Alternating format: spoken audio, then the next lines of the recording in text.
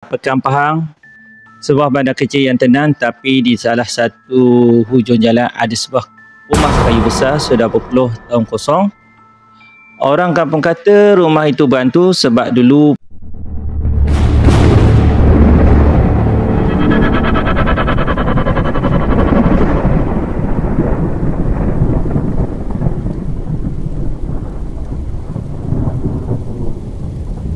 Assalamualaikum, selamat malam. Okey, Pekan Pahang, sebuah bandar kecil yang tenang, tapi di salah satu hujung jalan ada sebuah rumah kayu besar sudah berpuluh tahun kosong. Orang kampung kata rumah itu berhantu sebab dulu pernah berlaku kejadian tragis di mana seorang keluarga tinggal di situ, tapi semuanya berakhir dengan misteri. Ada yang kata bunuh diri, ada yang kata kena ganggu. Sampai sekarang tak ada siapa berani menetap. Tapi biasalah, orang kampung ni kreatif. Rumah kosong pun jadi bahan cerita. Ada yang kata kalau malam-malam lalu depan rumah tu dengar bunyi senduk berlaga periuk. Kalau betul, aku syak itu bukan hantu. Itu Ghost Ship.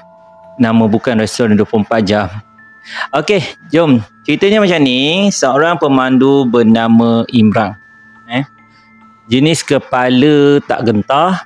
Kena cabar dengan kawan-kawan. Kalau kau berani, masuk rumah tu seorang-seorang sejam.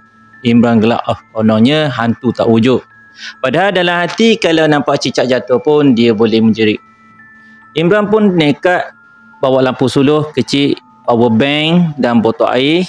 Orang kampung bagi amaran, jangan tegur apa-apa. Jangan jawab kalau ada suara memanggil. Imran anggap, okey beres. Tapi otak dia ligat fikir, kalau dia hantu keluar, aku tegur dengan ayat iklan. Pun tak apa. Janji dia tak kacau aku. Okey. Langkah pertama, jejak kaki papan bunyi kerak panjang. Udara dalam rumah lembab. Bau wapak bercampur hanyir lah. Hanyir. Imran suruh keliling dinding penuh lumuk. Sawang laba-laba berjuntai satu potret lama tergantung yang sengit. Tapi seorang perempuan di hujung gambar mukanya kabur hitam. Imran tak nampak lah gambar siapa yang ada dekat potret tu. Okey, mula-mula Imran pandang potret tu, dalam hati dia kata, kalau ini rumah aku, confirm dah lama dah hantar ke kedai frame semula RM15. Siap cermin sekali ni kalau potret macam ni. Imran masuk ruang tamu, tiba-tiba kursi goyang lama bergerak perlahan-lahan sendiri. Krek. Okey.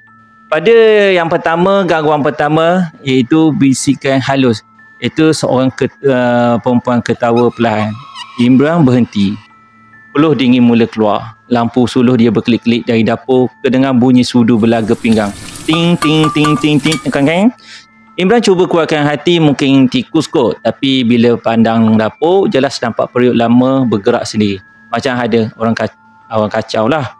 Okey, kalau masa tu hantu betul-betul tengah masak, aku rasalah menu dia nasi minyak dengan sambal belacan kot. Tapi pelik, faham memang terkenal dengan lauk power. Ikan patin masak tempoyak, macam-macam lah. Okey, Imran masuk satu bilik. Dalam bilik tu ada katil lama. Katil besi lama lah. Hilang repuk, kain cadar lusuh. Okey, tapi ada kesan macam orang baru duduk. Cadar berlipat, bantal tersusun. Imran makin pelik. Dia suluh ke meja solek, cermin letak dalam patulan. Dia nampak ada perempuan berdiri di belakangnya. Alamak, risaunya dia.